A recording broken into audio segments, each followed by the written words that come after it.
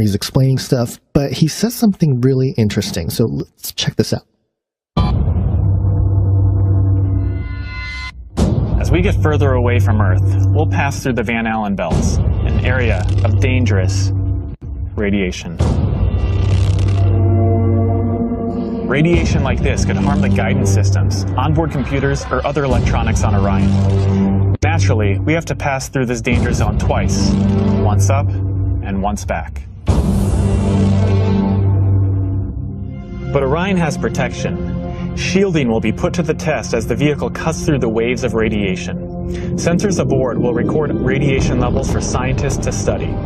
We must solve these challenges before we send people through this region of space. Wait a minute. We must solve this issue before sending people through this space?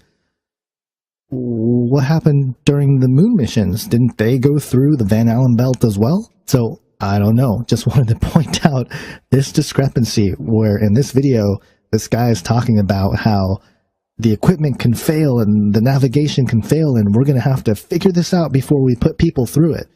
Well, what's to figure out? Didn't you guys figure that out like 50 years ago or something? Just very strange that they would say that. Did they spill the beans? Maybe. Well, if you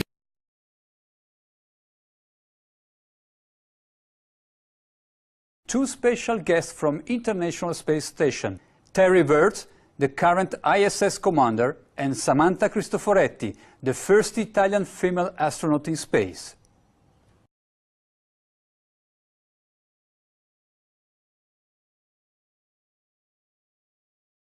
Hi Terry, buongiorno Samantha. Thank you very much for joining us on Euronews. I would like to start by asking how you feel about the other 3 crew members returning to Earth. As the next crew will arrive at the end of March, do you feel a bit lonely up there in space? You know, it was sad seeing.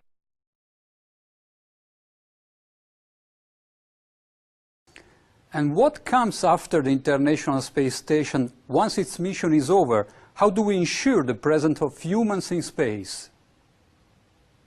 Well, that's a great question. The plan that NASA has is to build a rocket called SLS, which is a heavy lift rocket. It's something that is much bigger than what we have today, and it will be able to launch the Orion capsule with humans on board, as well as landers or other components to destinations beyond Earth orbit. Right now, we only can fly in Earth orbit. That's the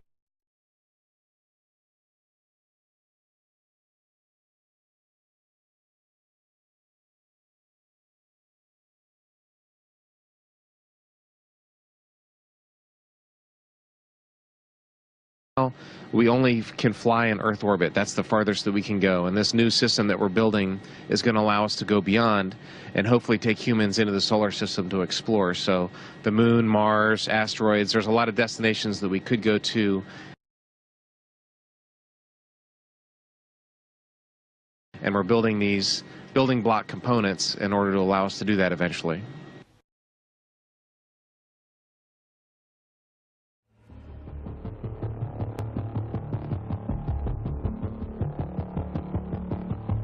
Orion is getting ready to launch.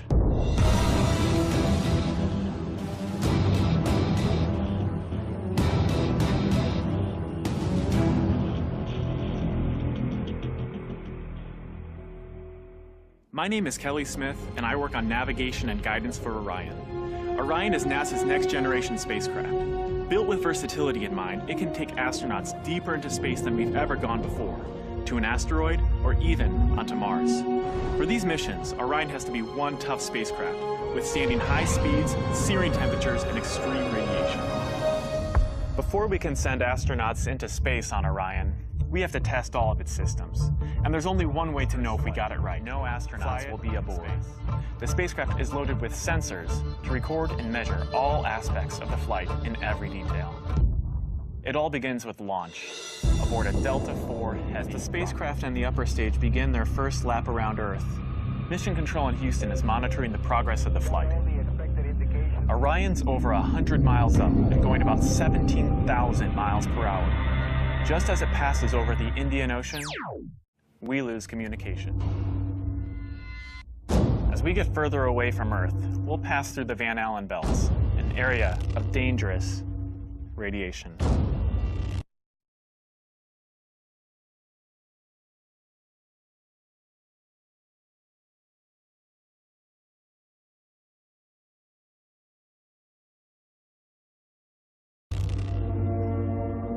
Radiation like this could harm the guidance systems, onboard computers, or other electronics on Orion. Naturally, we have to pass through this danger zone twice, once up and once back.